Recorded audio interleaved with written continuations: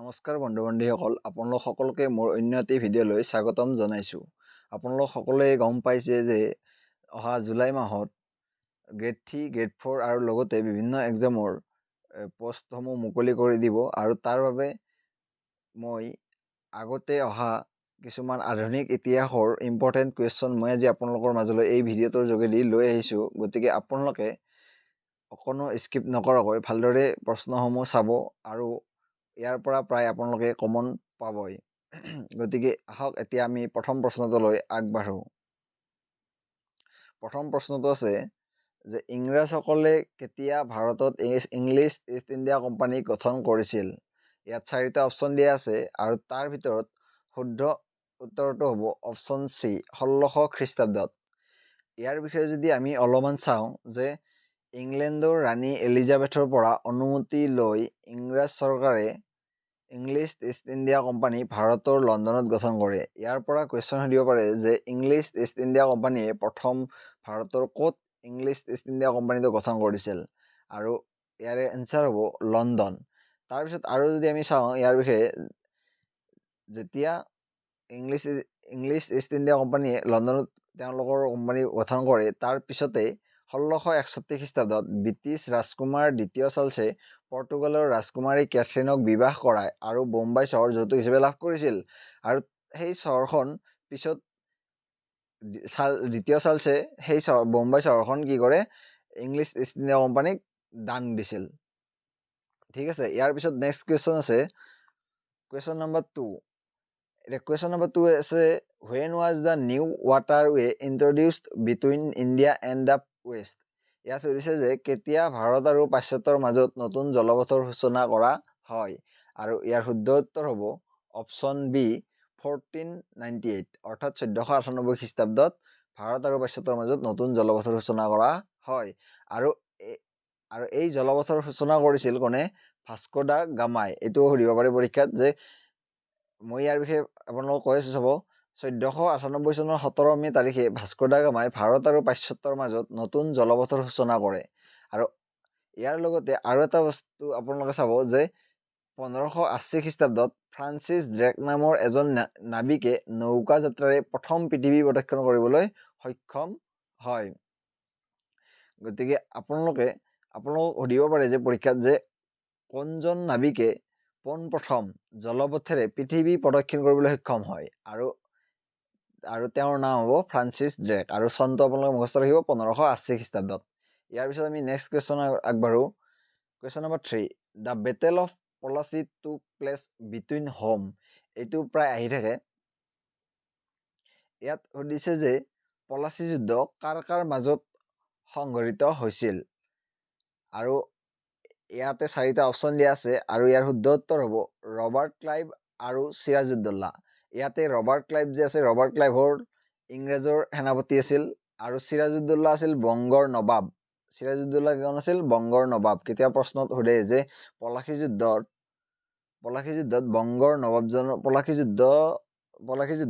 বংগৰ নবাবজনৰ নাম কি আছিল, সেইটো দিয়ে। গতিকে আপোনালোকে মনত ৰাখিব যে বংগৰ নবাবজনৰ নাম আছিল চিৰাজউদ্দৌলা আৰু ইংৰাজৰ সেনাপতি কোন আছিল? Robert Clive. আৰু এই পলাচী যুদ্ধ ক'ত হৈছিল? ভাগীৰথী নদীৰ পাৰত। কেতিয়া সুধিব পাৰে যে কোনখন নদীৰ পাৰত পলাচী যুদ্ধ সংঘটিত হয় আৰু কেতিয়া হৈছিল, সেইটো সুধিব 1757 খ্ৰীষ্টাব্দত। ইয়াৰ পিছত next question number 4, who was the first governor of Bengal? ইয়াত সুধিছে যে বংগৰ প্ৰথম গভৰ্ণৰ কোন আছিল? আৰু ইয়াত 4টা অপশ্যন দিয়া আছে। অপশ্যন এ আছে Warren Hastings, option B lord William Bentinck, option C Robert Clive আৰু অপশ্যন ডি লৰ্ড ৰিপন। আৰু ইয়াৰে শুদ্ধ উত্তৰ হৈছে অপশ্যন চি ৰবাৰ্ট ক্লাইভ। ইয়াৰ পৰাই আৰু এটা প্ৰশ্ন সুধিব পাৰে যে বংগৰ প্ৰথম গভৰ্ণৰ জেনেৰেল, ইয়াত গভৰ্ণৰ বুলি কৈছিল আৰু পৰীক্ষাত কেতিয়াবা আহিব পাৰে যে গভৰ্ণৰ জেনেৰেল। যদি গভৰ্ণৰ জেনেৰেল বুলি আহে তেতিয়াহ'লে তাৰ এনচাৰ হ'ব অপশ্যন এ ৱাৰেন হেষ্টিংছ। এতিয়া আমি ইয়াৰ বিষয়ে অলপমান চাওঁ যে ৰবাৰ্ট ক্লাইভে বংগত দ্বৈত শাসন ব্যৱস্থা চলাইছিল। কেতিয়াবা সুধিব পাৰে যে কোনজন গভৰ্ণৰে বংগত দ্বৈত শাসন ব্যৱস্থা চলাইছিল, তাৰ এনচাৰ হ'ব ৰবাৰ্ট ক্লাইভ। আৰু ইয়াত চাব পাৰোঁ যে 1773 খ্ৰীষ্টাব্দত ব্ৰিটিছ চৰকাৰে নিয়ন্ত্ৰণকাৰী আইনৰ যোগেদি বংগৰ গভৰ্ণৰ পদটোক গভৰ্ণৰ জেনেৰেল পদলৈ উন্নীত কৰিছিল। মই ইয়াত আপোনালোকক ক'লোৱে অলপ আগতে যে বংগৰ প্ৰথম গভৰ্ণৰ জেনেৰেল কোন আছিল? Warren Hastings.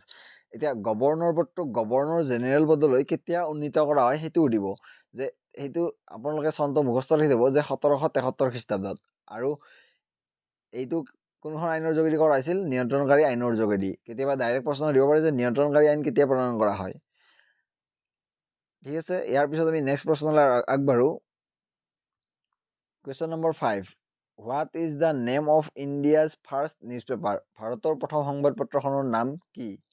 ইয়াত 4টা অপশ্যন দিয়া আছে আৰু তাৰ ভিতৰত শুদ্ধ উত্তৰটো হ'ব অপশ্যন বি, বেংগল গেজেট। আৰু বেংগল গেজেটৰ বিষয়ে আমি যদি চাওঁ অলপ, যে 1780 খ্ৰীষ্টাব্দত জেমছ আগষ্টাছ হিকিৰ দ্বাৰা প্ৰকাশ পায়। এতিয়া পৰীক্ষা সুধিব পাৰে যে কেতিয়া প্ৰকাশ পাইছিল, গতিকে চনটো আপোনালোকে মুখস্থ ৰাখিব। গতিকে চনবিলাক আপোনালোকে মুখস্থ ৰাখিবই লাগিব। ইয়াৰ পিছত আমি যদি নেক্সট প্ৰশ্ন চাওঁ, নেক্সট প্ৰশ্ন আছে question number 6, when did the famous Yandabo treaty of India take place? ইয়াত সুধিছে যে ভাৰতৰ বিখ্যাত ইয়াণ্ডাবু সন্ধি কেতিয়া সংঘটিত হৈছিল? আৰু ইয়াতে 4টা অপশ্যন দিয়া আছে, তাৰ ভিতৰত শুদ্ধ উত্তৰটো হ'ব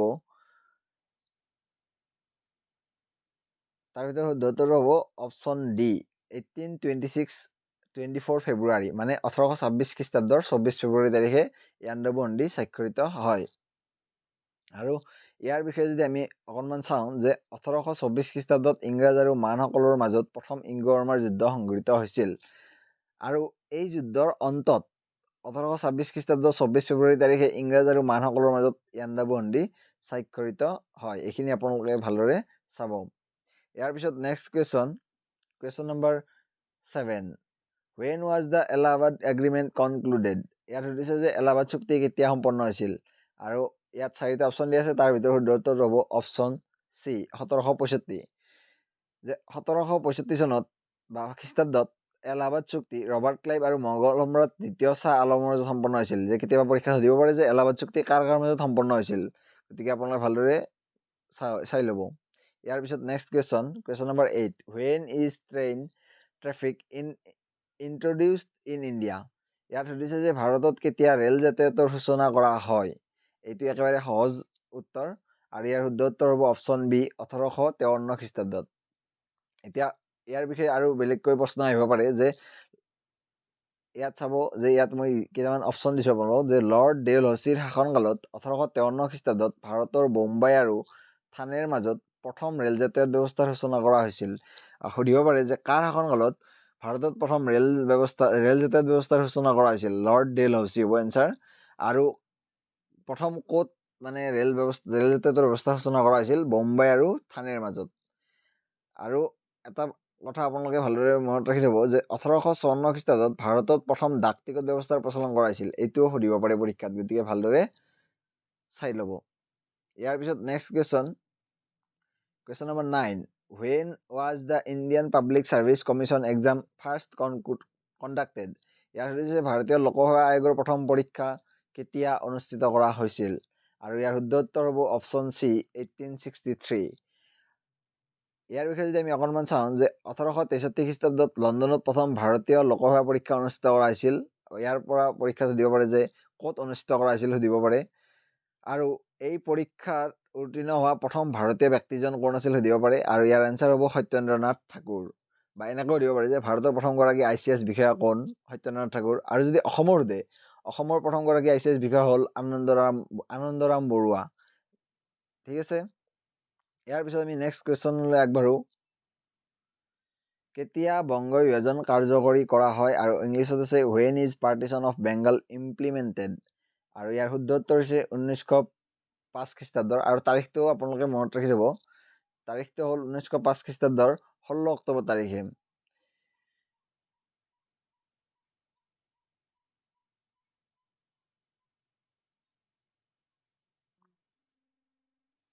ইয়াৰ পিছত next question number 11, where did the Jallianwala Bagh massacre? ইয়াৰ আগৰ কুৱেশ্যনটো আছিল question number 10, when is partition of Bengal implemented? কেতিয়া বংগ বিভাজন কাৰ্যকৰী কৰা হয়? অপশ্যন এ দিয়া আছে 1905, অপশ্যন বি দিয়া আছে 1906, অপশ্যন চি দিয়া আছে 1909, অপশ্যন ডি দি আছে 1919। এতিয়া ইয়াৰে শুদ্ধ উত্তৰটো হ'ব অপশ্যন এ 1905 অৰ্থাৎ 1905 খ্ৰীষ্টাব্দত। আৰু তাৰিখটো যদি সোধে তেতিয়াহ'লে তাৰিখটো হ'ব 16 অক্টোবৰ 1905 খ্ৰীষ্টাব্দৰ 16 অক্টোবৰ তাৰিখে বংগ বিভাজন কাৰ্যকৰী কৰা হয়। আৰু ইয়াৰ লগতে আপোনালোকে কেইটামান ইম্পৰ্টেণ্ট ঘটনা আপোনালোকে মুখস্থ কৰি থ'ব যে 1906 খ্ৰীষ্টাব্দত মুছলিম লীগ স্থাপন কৰা হৈছিল আৰু 1909 খ্ৰীষ্টাব্দত মৰলে মিণ্টো শাসন সংস্কাৰ আইন প্ৰণয়ন কৰা হয় আৰু 1919 খ্ৰীষ্টাব্দত ৰাওলাট আইন প্ৰণয়ন কৰা হৈছিল। এইখিনি আপোনালোকে ভালদৰে মুখস্থ কৰি থ'ব। ইয়াৰ পিছত next question number 11। Where did the Jallianwala Bagh massacre take place? জালিৱানৱালাবাগৰ হত্যাকাণ্ড ক'ত সংঘটিত হৈছিল? ইয়াত 4টা অপশ্যন দিয়া আছে আৰু তাৰ ভিতৰত শুদ্ধ উত্তৰটো হ'ব অপশ্যন বি অমৃতসৰ। অমৃতসৰ ক'ত অৱস্থিত? পঞ্জাৱত। অমৃতসৰ ক'ত অৱস্থিত? পঞ্জাৱত। ইয়াৰ বিষয়ে যদি আমি অকণমান চাওঁ যে 1919 চনৰ 13 এপ্ৰিল তাৰিখে পঞ্জাৱৰ অমৃতসৰত জালিৱানৱালাবাগ হত্যাকাণ্ড সংঘটিত হৈছিল। কেতিয়াবা তাৰিখটো সুধি দিয়ে, গতিকে তাৰিখটো আপোনালোকে বা চনটো আপোনালোকে মুখস্থ কৰি থ'ব। ইয়াৰ পিছত next question number 12। When was India's first round table hall held? ইয়াত সুধিছে যে ভাৰতৰ প্ৰথমখন ঘূৰণীয়া মেজমেল কেতিয়া অনুষ্ঠিত হৈছিল? আৰু ইয়াৰ শুদ্ধ উত্তৰ হ'ব 1930। আৰু ইয়াৰ যদি তাৰিখটো সোধে তেতিয়াহ'লে তাৰিখটো হ'ব 12 নৱেম্বৰ 1930 চনৰ 12 নৱেম্বৰ তাৰিখে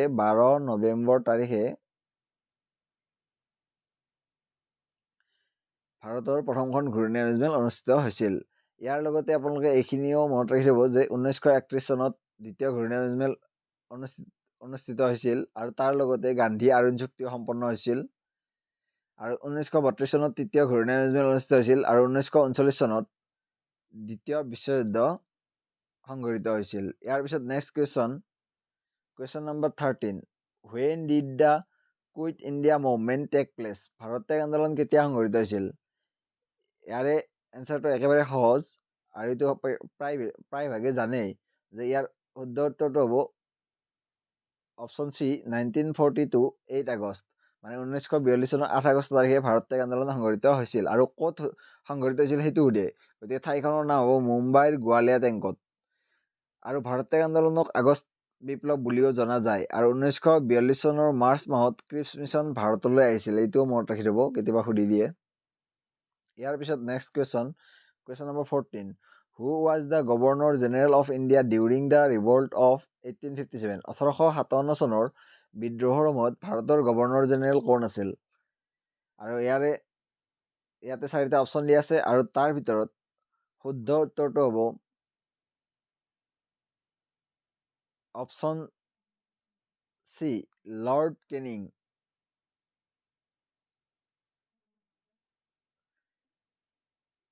ইয়াৰ বিষয়ে যদি আমি অকণমান চাওঁ যে 1857 চনৰ বিদ্ৰোহৰ প্ৰথম শ্বহীদ হ'ল মংগল পাণ্ডে। এই বিদ্ৰোহক চিপাহী বিদ্ৰোহ বুলি জনা যায় আৰু মণিৰাম দেৱানে এই বিদ্ৰোহৰ নেতৃত্ব দিছিল।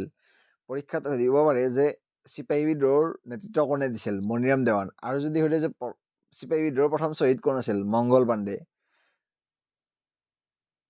আৰু চিপাহী বিদ্ৰোহৰ উল্লেখ কোনখন উপন্যাসত পোৱা যায় যদি সোধে তেতিয়াহ'লে হ'ব আনন্দমঠ উপন্যাসত পোৱা যায়। আৰু আনন্দমঠ উপন্যাসখন কোনে ৰচনা কৰিছিল? বংকিম চন্দ্ৰ চেটাৰ্জীয়ে। ইয়াৰ পিছত নেক্সট কুৱেশ্যন আহিব question number 15। When was the Indian National Congress Party born? মানে কেতিয়া ভাৰতীয় জাতীয় কংগ্ৰেছ দলটোৰ জন্ম হৈছিল? আৰু এইটো একেবাৰে সহজ উত্তৰ হয়। ইয়াৰ উত্তৰ হ'ব অপশ্যন ডি 1885। ইয়াৰ বিষয়ে যদি আমি অকণমান চাওঁ যে 1885 চনত এলেন অক্টেভিয়ান হিউমৰ নেতৃত্বত ভাৰতৰ প্ৰথমটো ৰাজনৈতিক দল ভাৰতীয় জাতীয় কংগ্ৰেছৰ জন্ম হৈছিল। আৰু এই দলৰ প্ৰথম সভাপতি আছিল উমেশ চন্দ্ৰ বেনাৰ্জী আৰু প্ৰথম মহিলা সভাপতি আছিল এনি বেচাণ্ট। পৰীক্ষাত সুধিব পাৰে যে ভাৰতীয় জাতীয় কংগ্ৰেছৰ প্ৰথম সভাপতি কোন আছিল? উমেশ চন্দ্ৰ বেনাৰ্জী আৰু মহিলা সভাপতি আছিল এনি বেচাণ্ট। আৰু কেতিয়াবা ভাৰতৰ ৰাজনৈতিক দল কোনটো সোধে, তাৰ উপৰিও কেতিয়াবা সোধে ভাৰতৰ যিটো ভাৰতৰ আঞ্চলিক দলটোৰ কথা সোধে। আৰু সেই ভাৰতৰ আঞ্চলিক দলটোৰ নাম হ'ব DMK অৰ্থাৎ দ্ৰাবিড় মুনেত্ৰা কাজাগম। এইটো আপোনালোকে নোট কৰি ল'ব। ঠিক আছে, আজিলৈ এইখিনি আছিল। ইয়াৰ পিছত নেক্সট ভিডিঅ'ত মই আকৌ বেলেগ প্ৰশ্ন আপোনালোকৰ মাজলৈ লৈ আহিম, ইম্পৰ্টেণ্ট কুৱেশ্যন। গতিকে যদিহে আজিৰ ভিডিঅ'টো চাই আপোনালোকে ভাল পালে প্লিজ লাইক কৰিব, কমেণ্ট কৰিব আৰু যিমান পাৰে আপোনালোকে শ্বেয়াৰ কৰি দিব। আৰু যদিহে মোৰ চেনেলটো এতিয়ালৈ ছাবস্ক্ৰাইব কৰা নাই ছাবস্ক্ৰাইব কৰি দিব। ধন্যবাদ। জয় আই অসম।